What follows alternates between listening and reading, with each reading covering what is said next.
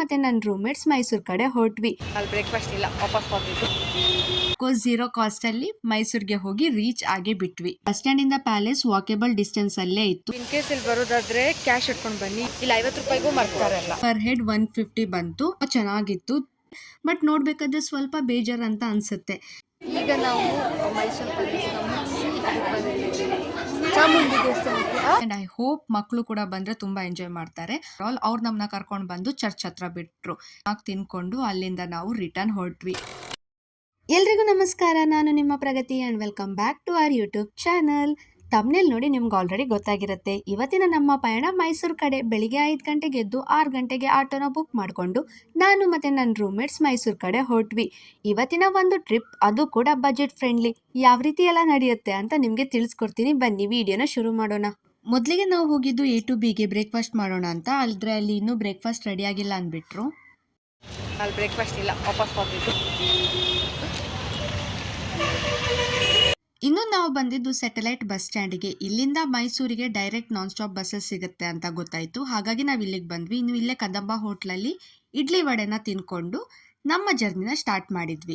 ಇಲ್ಲಿ 2 ಥರ ಟಿಕೆಟ್ ತಗೊಳ್ಬೋದು. ಒಂದು ಬಸ್ ಹತ್ತಿದ ಮೇಲೆ ಆ್ಯಸ್ ಯೂಶ್ವಲ್ ಹೇಗೆ ಕಂಡಕ್ಟರ್ ಟಿಕೆಟ್ ಕೊಡ್ತಾರೋ ಆ ಥರ. ಇನ್ನೊಂದು ನಾವೇ ಕ್ಯೂ ಅಲ್ಲಿ ನಿಂತು ಬಸ್ ಟಿಕೆಟ್ನ ತಗೊಂಡು ಅದಾದ್ಮೇಲೆ ಬಸ್ ಹತ್ತಬೇಕಿತ್ತು. ಫಸ್ಟ್ ಟೈಮ್ ಹೋಗಿರೋದ್ರಿಂದ ಎಲ್ಲರೂ ಕ್ಯೂ ಅಲ್ಲಿ ಇದ್ದಾರೆ ಅಂತ ನಾವು ಕೂಡ ಕ್ಯೂ ಅಲ್ಲಿ ನಿಂತು ಟಿಕೆಟ್ನ ತಗೊಂಡ್ವಿ. ಹಾಗಾಗಿ ನಮ್ಮ 3 ಜನಕ್ಕೆ ಒಟ್ಟಿಗೆ ಸೀಟ್ ಸಿಕ್ಕಿರಲಿಲ್ಲ. 3 ಜನ ಬೇರೆ ಬೇರೆ ಕಡೆ ಕೂತ್ಕೊಳ್ಬೇಕಾಯಿತು. ಇನ್ನು ನಾವು ಹೋಗಿದ್ದು ಫ್ರೀ ಬಸ್ಸಲ್ಲಿ, ಆಫ್ಕೋರ್ಸ್ 0 ಕಾಸ್ಟಲ್ಲಿ ಮೈಸೂರಿಗೆ ಹೋಗಿ ರೀಚ್ ಆಗೇ ಬಿಟ್ವಿ. ನಾವು ಫಸ್ಟ್ ಹೋಗಬೇಕು ಅಂತ ಅಂದ್ಕೊಂಡಿದ್ದು ಮೈಸೂರು ಪ್ಯಾಲೇಸ್ಗೆ. ಮೈಸೂರು ಬಸ್ ಸ್ಟ್ಯಾಂಡಿಂದ ಪ್ಯಾಲೇಸ್ ವಾಕೇಬಲ್ ಡಿಸ್ಟೆನ್ಸ್ ಅಲ್ಲೇ ಇತ್ತು. ಹಾಗಾಗಿ ನಾವು ಗೂಗಲ್ ಮ್ಯಾಪ್ ನೋಡಿಕೊಂಡು ನಡ್ಕೊಂಡು ಹೊರಟ್ವಿ. ಅಲ್ಲಿಗೆ ಹೋದ್ಮೇಲೆ ಗೊತ್ತಾಯಿತು ಎಂಟ್ರಿ ಗೇಟ್ ಬೇರೆ ಇದೆ ಅಂತ. ಹಾಗಾಗಿ ಒಂದು ಆಟೋ ಅವ್ರು ನಮ್ಮನ್ನ ಅಲ್ಲಿ ಕರ್ಕೊಂಡು ಹೋದ್ರು. Which ಕಾಸ್ಟಸ್ 30 rupees, which is fine. ಇಲ್ಲಾಂದರೆ ನಾವು 1.5 ಕಿಲೋಮೀಟರ್ ಏನೋ ನಡಿಬೇಕು ಅಂತ ಹೇಳಿದರು. ನಮಗೂ ಹೊಸ ಜಾಗ ಆಗಿರೋಕ್ಕೆ ಅಂತ ನಾವು ಆಟೋ ಮಾಡಿಕೊಂಡೇ ಹೊರಟ್ವಿ.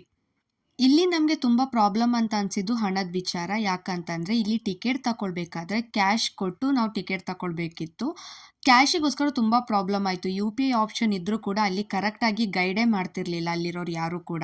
ಇನ್ ಕೇಸ್ ಇಲ್ಲಿ ಬರೋದಾದರೆ ಕ್ಯಾಶ್ ಇಟ್ಕೊಂಡು ಬನ್ನಿ, ಇಲ್ಲ ATMಗೆ ಹೋಗಿ ATM ಕಾರ್ಡ್ ಹಾಕಿ ತೆಗಿಬೇಕು.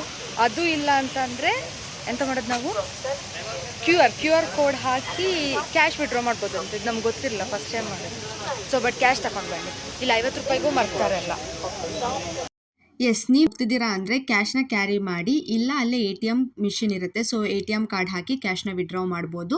ಇಲ್ಲ ಸೆಕೆಂಡ್ ಆಪ್ಷನ್ QR ಕೋಡ್ ಮಾಡಿ ಕ್ಯಾಶ್ನ ವಿಡ್ರಾ ಮಾಡ್ಬೋದು ಇನ್ ATM. ಇದು ನಮಗೆ ಹೊಸ ವಿಷಯ, ಸೊ ಗೊತ್ತಿರಲಿಲ್ಲ. ಇನ್ನು ನಮಗೆ ಟಿಕೆಟ್ ಪರ್ ಹೆಡ್ 150 ಬಂತು. ಆ್ಯಂಡ್ ಮ್ಯಾನೇಜ್ಮೆಂಟ್ ಬಗ್ಗೆ ಮಾತಾಡಬೇಕಂತಂದರೆ ನಿಜವಾಗ್ಲೂ ಇಷ್ಟ ಆಗಲಿಲ್ಲ. ತುಂಬ ರೂಡ್ ಅಂತ ನಮ್ಗನ್ನಿಸ್ತು ಪರ್ಸ್ನಲಿ. ಇನ್ನು ಮೈಸೂರಿಗೆ ನಾನು 3-4 ಸಲ ಬಂದರೂ ಕೂಡ ಅದೇ ಎಕ್ಸೈಟ್ಮೆಂಟಲ್ಲಿ ಇಡೀ ಅರಮನೆನ ನೋಡಬೇಕು ಅಂತ ಹೊರಟ್ವಿ. ಇನ್ನು ಅರಮನೆ ಎಲ್ಲ ಸುತ್ತಾಕಾದ್ಮೇಲೆ ಅಲ್ಲೇ ಹೊರಗಡೆ ಒಂದು ಪುಟ್ಟ ಶಾಪಿಂಗ್ ಸ್ಟ್ರೀಟ್ ಇತ್ತು. ಫ್ರಿಜ್ ಮ್ಯಾಗ್ನೆಟ್ನ ತಗೊಂಡ್ವಿ, ವಿಚ್ ಕಾಸ್ಟಸ್ 150 ರೂಪೀಸ್. ನಾನು ಮತ್ತು ಪೂಜಾ ಇಬ್ಬರೇ ತಗೊಂಡ್ವಿ.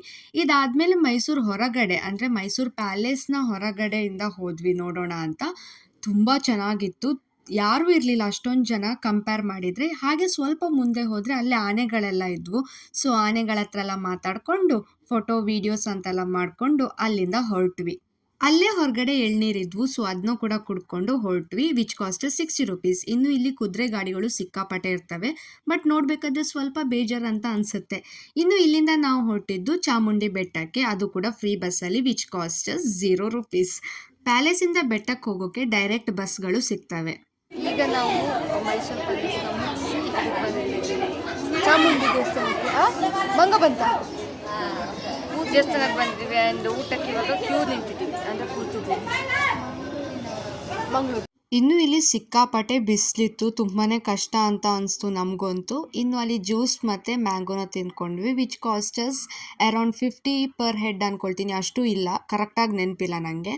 ಅದಾದಮೇಲೆ ಅಲ್ಲೇ ಒಬ್ಬರು ಆಟೋವನ್ನ ಸಿಕ್ಕಿದ್ರು. ಅವರು ನಮ್ಮನ್ನ ಒಂದು ಮ್ಯೂಸಿಯಮ್ಗೆ ಕರ್ಕೊಂಡು ಹೋದರು. ನಿಜವಾಗ್ಲೂ ತುಂಬಾ ಚೆನ್ನಾಗಿ ಮಾತಾಡಿದ್ರು ಅವರು. ಈ ಮ್ಯೂಸಿಯಮ್ಮು ಅಷ್ಟೇ ತುಂಬಾ ಚೆನ್ನಾಗಿತ್ತು. ಇದು ಆ್ಯಕ್ಚುಲಿ ಸೆಲೆಬ್ರಿಟಿ ವ್ಯಾಕ್ಸ್ ಮ್ಯೂಸಿಯಮ್ ಅಂತ. ಇಲ್ಲಿ 3 ಇರುತ್ತೆ. ಒಂದು ವ್ಯಾಕ್ಸ್ ಮ್ಯೂಸಿಯಮ್, ಅದಾದಮೇಲೆ ಹಾರರ್ ಹೌಸ್, ಅದಾದಮೇಲೆ ಸ್ಯಾಂಡ್ ಮ್ಯೂಸಿಯಮ್. ಸೊ ನಾವು ಸ್ಯಾಂಡ್ ಆರ್ಟ್ ಹತ್ರ ಹೋದ್ವಿ. ಆ್ಯಂಡ್ ಇದು ನಿಜವಾಗ್ಲೂ ಚೆನ್ನಾಗಿತ್ತು. ಸ್ಟಾರ್ಟಿಂಗ್ ಸ್ವಲ್ಪ ಬೋರಿಂಗ್ ಅಂತ ಅನಿಸ್ತು, ಏನಿಲ್ಲಿ ಸುಮ್ಮನೆ 100 ರೂಪಾಯಿ ಕೊಟ್ವಾ ಅಂತ. ಅದಾದಮೇಲೆ ಸ್ವಲ್ಪ ಇಷ್ಟ ಅಂತ ಅನಿಸ್ತು. ಇಲ್ಲಿ ಒಂದೊಂದು ಪ್ಲೇಸಿಗೆ 100 ರೂಪಾಯಿ ಅಂದರೆ ಒಂದು ಮ್ಯೂಸಿಯಮಿಗೆ 100 ರೂಪಾಯಿ ಕೊಡಬೇಕಿತ್ತು. ಇನ್ ಕೇಸ್ ನಾವು 3ಕ್ಕೂ ಹೋಗ್ತೀವಂದರೆ 250 ಪರ್ ಹೆಡ್ ಆಗುತ್ತೆ. ನಾನು ಆಗಲೇ ಹೇಳ್ದಾಗೆ ಸ್ಟಾರ್ಟಿಂಗ್ ಸ್ವಲ್ಪ ಬೋರ್ ಅನಿಸ್ತು. ಅದಾದಮೇಲೆ ಇಲ್ಲಿ ಬಂದಾಗ ಫುಲ್ ಕಲರ್ಫುಲ್ ಆಗಿದ್ವು ಆ್ಯಂಡ್ ನಿಜವಾಗ್ಲೂ ನಮ್ಗೆ ಖುಷಿ ಆಯಿತು ನೋಡಿ. ಅದು ಕೂಡ ಲೈಟ್ ಆಫ್ ಮಾಡಿದಾಗ ಆ ರೇಡಿಯಂ ಕಲರಿಂದ ಇನ್ನೂ ಚೆನ್ನಾಗಿ ಕಾಣಿಸಿತ್ತು. ಮಕ್ಕಳೇನಾದರೂ ಬಂದರೆ ಅವರಂತೂ ಗ್ಯಾರಂಟಿ ಎಂಜಾಯ್ ಮಾಡ್ತಾರೆ. ನಾವಂತೂ ಇಲ್ಲಿ ತುಂಬ ಟೈಮ್ ಸ್ಪೆಂಡ್ ಮಾಡಿದ್ವಿ ಆ್ಯಂಡ್ ತುಂಬ ಎಂಜಾಯ್ ಮಾಡಿದೆ ನಾನಂತೂ. ನನಗಂತೂ ತುಂಬ ಇಷ್ಟ ಆಯಿತು. ಆ್ಯಂಡ್ ಹಾಗೆ ಅಲ್ಲೊಂದು ಕೋತಿ ಇತ್ತು. ಅದು ಬ್ಯಾಕ್ ಸೈಡಿಂದ ಹೋಗಿ ಮಿಡಲ್ ಅಲ್ಲೊಂದು ಹೋಲ್ ಇರುತ್ತೆ, ಅಲ್ಲಿಂದ ತಲೆ ಹಾಕಿ ಫೋಟೋಸ್ ವೀಡಿಯೋಸ್ ತೆಕ್ಕೊಳ್ಬೋದು ಅಂತ ಅಂದರು. ಸರಿ ಅಂತ ಹೇಗೋ ಬಂದಿದ್ದೀವಿ, 100 ರೂಪಾಯಿ ಕೊಟ್ಟಿದ್ದೀವಿ ಅಂತ ಅದನ್ನು ಕೂಡ ಟ್ರೈ ಮಾಡೇ ಬಿಟ್ವಿ. ನಾವಂತೂ ಅಲ್ಲಿ ತುಂಬಾ ಎಂಜಾಯ್ ಮಾಡಿದ್ದೀವಿ ಆ್ಯಂಡ್ ಐ ಹೋಪ್ ಮಕ್ಕಳು ಕೂಡ ಬಂದರೆ ತುಂಬ ಎಂಜಾಯ್ ಮಾಡ್ತಾರೆ. ಹಾಗೆ ಪಕ್ಕದಲ್ಲಿ ಒಂದು ಹಟ್ ಸೆಟಪ್ ಇತ್ತು, ಅಲ್ಲಿ ಕೂಡ ಫೋಟೋಸ್ ವೀಡಿಯೋಸ್ ಅಂತೆಲ್ಲ ತೆಕ್ಕೊಂಡ್ವಿ. ಅದಾದಮೇಲೆ ಹೊರಗಡೆ ವಾಟರ್ ಗೇಮ್ಸ್, ಬುಲ್ಸ್ ಗೇಮ್ಸ್ ಅಂತ ಕೆಲವೊಂದು ಆಪ್ಷನ್ಸ್ ಇತ್ತು. ಆ್ಯಂಡ್ ನಮ್ಮ ಆಟೋ ಡ್ರೈವರ್ ಯಾರು ಇಲ್ಲಿ ಕರ್ಕೊಂಡು ಬಂದಿದ್ರು ಅವರಂತೂ ತುಂಬಾ ಚೆನ್ನಾಗಿ ಮಾತಾಡಿಸಿದ್ರು ಆ್ಯಂಡ್ ಈ ಒಂದು ಜಾಗ ಕರ್ಕೊಂಡು ಬರ್ಲಿಕ್ಕೆ ಹೋಗಿ ಸ್ವಲ್ಪ ಎಂಜಾಯ್ ಮಾಡಿದ್ವಿ ಅಂತ ಅನಿಸ್ತು. ಅದಾದಮೇಲೆ ನಮಗೆ ಆಟೋಗೆ 250 ರುಪೀಸ್ ಆಯಿತು ಓವರ್ ಆಲ್. ಅವ್ರು ನಮ್ಮನ್ನ ಕರ್ಕೊಂಡು ಬಂದು ಚರ್ಚ್ ಹತ್ರ ಬಿಟ್ಟರು. ಚರ್ಚಲ್ಲಿ ಎಂಟ್ರಿ ಫೀಸ್ ಇರಲಿಲ್ಲ, ಸೊ ಚಪ್ಪಲಿ ಇಡಲಿಕ್ಕೆ ಮಾತ್ರ ನಮಗೆ ಒಂದು 10-15 ರುಪೀಸ್ ಏನೋ ಕೊಟ್ವಿ. ಅದಾದಮೇಲೆ ರಿಟರ್ನ್ ಬರಲಿಕ್ಕೆ ನಾವು ಟ್ರೈನ್ನ ಚೂಸ್ ಮಾಡಿಕೊಂಡು ಜಸ್ಟ್ 70 ರುಪೀಸ್ ಪರ್ ಹೆಡ್. ಅದಾದಮೇಲೆ ಸ್ವಲ್ಪ ಸ್ನ್ಯಾಕ್ಸ್ನೆಲ್ಲ ತಗೊಂಡು ಚೆನ್ನಾಗಿ ತಿನ್ಕೊಂಡು ಅಲ್ಲಿಂದ ನಾವು ರಿಟರ್ನ್ ಹೊರಟ್ವಿ. ನಮಗೆ ಟ್ರೈನ್ ಇದ್ದಿದ್ದು 3:45ಗೆ, ಬಟ್ ನಾವು ಬೆಂಗಳೂರಿಗೆ ಬಂದು ರೀಚ್ ಆಗಬೇಕಾದ್ರೆ ಆಲ್ಮೋಸ್ಟ್ 6:30 ಮೇಲಾಗಿತ್ತು. ಬಸ್ಸಲ್ಲಿ ಬಂದಿದ್ದರೆ ಸ್ವಲ್ಪ ಬೇಗ ಬರ್ತಿದ್ವಿ ಅಂತ ಅನಿಸ್ತು. ಆ್ಯಂಡ್ ಅಲ್ಲಿ ಬಂದಾದಮೇಲೆ ಒಂದು ಆಟೋನ ಬುಕ್ ಮಾಡಿಕೊಂಡು ರೂಮಿಗೆ ಹೋಗಿ ರೀಚ್ ಆಗಬೇಕಾದ್ರೆ 8 ಗಂಟೆ 8-8:30 ಆಗಿತ್ತು ಅಂತ ಅನಿಸುತ್ತೆ. ಆ್ಯಂಡ್ ಇಲ್ಲಿಗೆ ನಮ್ಮ ಮೈಸೂರು ಒಂದಿನದ ಟ್ರಿಪ್, ಬಜೆಟ್ ಫ್ರೆಂಡ್ಲಿ ಟ್ರಿಪ್ ಕೂಡ ಮುಗೀತು. ಐ ಹೋಪ್ ಈ ವಿಡಿಯೋ ನಿಮ್ಗೆ ಇಷ್ಟ ಆಗಿರುತ್ತೆ ಅಂತ ಅಂದ್ಕೊಳ್ತೀನಿ. ಈ ವಿಡಿಯೋ ಏನಾದ್ರು ನಿಮ್ಗೆ ಇಷ್ಟ ಆಗಿದ್ರೆ hit like, share and subscribe. Okay, bye.